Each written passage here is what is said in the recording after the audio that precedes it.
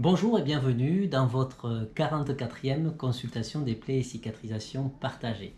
Cette semaine, je vous présente deux cas cliniques de patients pour lesquels j'ai prescrit un protocole de soins à base de pansements argentiques selon les critères basés sur le consensus international du bon usage des pansements à l'argent dans les soins des plaies. Je vous souhaite un bon visionnage de votre 44e CPE-CP. Je vois en consultation un patient qui présente des troubles trophiques du membre inférieur gauche sous fond d'œdème, d'insuffisance cardiaque et d'insuffisance véno-lymphatique. Nous avons des pansements super absorbants, qui sont des pansements secondaires, qui vont recouvrir un pansement primaire qui correspond à une interface argentique.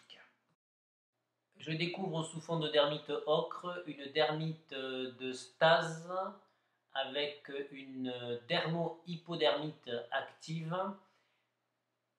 quelques signes de xérose et un eczéma de stase sur la partie supérieure avec quelques lésions de grattage. Je préconise la mise en place d'une pommade à base de sulfadiazine argentique. Il y a toujours une composante infectieuse, ça fait 2 mois que ces lésions évoluent. Localement, je pratique un prélèvement sur la zone où je n'ai pas encore appliqué la pommade. La pommade est appliquée en couche épaisse sur l'ensemble des lésions pendant 1 semaine de façon quotidienne. Mise en place d'interfaces grasses recouvertes d'un pansement super absorbant, le plus grand du marché. Le but est de mettre en place un seul pansement et d'éviter la superposition de pansements super absorbants. Je revois le patient à 1 semaine. Le prélèvement a mis en évidence la présence d'un staphylocoque en concentration pathogène. Les exsudats sont modérés.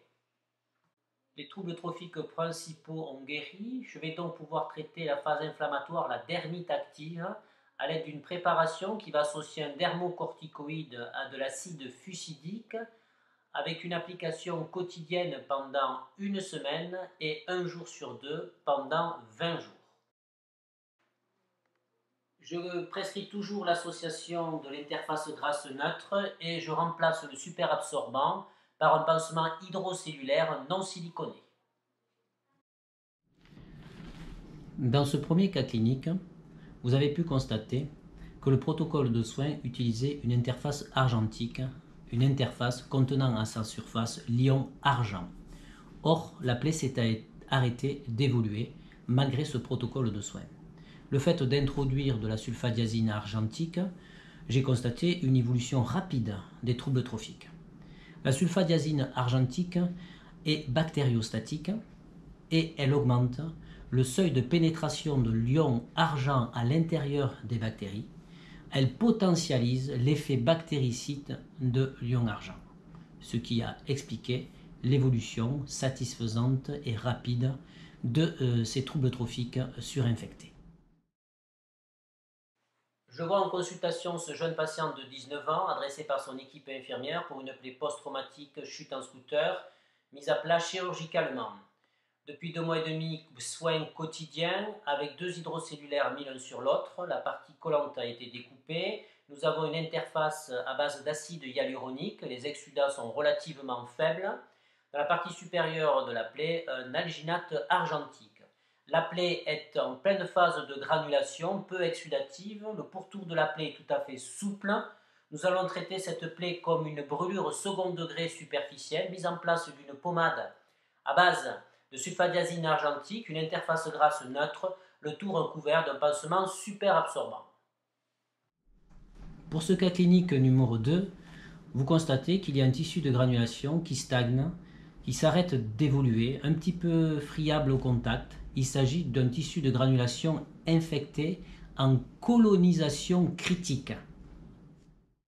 Or, si l'on se réfère aux critères du consensus international du bon usage des pansements argentiques, l'état de colonisation critique est une indication à l'utilisation de pansements à base d'argent.